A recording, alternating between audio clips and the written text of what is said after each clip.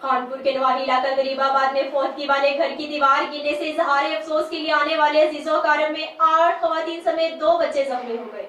जख्मी खवातीन और बच्चों को अपनी मदद आप के तहत मुकामी अस्पताल मुंतकिल कर दिया गया, जहां पर खवातीन समेत बच्चों की हालत खतरे से बाहर बताई जाती है। इस हवाले से रिपोर्ट देखते हैं 87 न्यूज खानपुर के ब्यूरो चीफ हसीब खालिद की।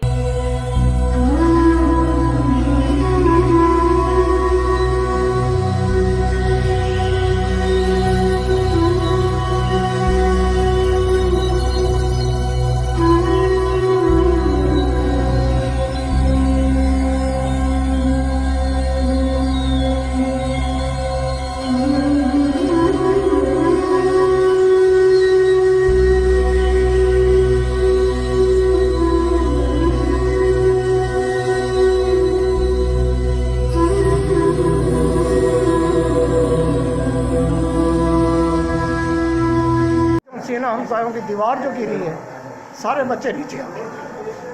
कितने जख्मी हैं तकरीबन? 6-7 जने जख्मी हैं, इसमें से 2 सीरियस है इस टाइम। उनका कसूर तो साहब दीवार पर लकड़ियाँ रखी हुई हैं उन्होंने। उनका कसूर यह है कि उनकी दीवार के ऊपर लकड़ियाँ रखी हुई हैं।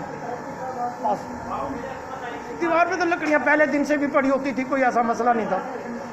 बस नसीब ने हमारे को जो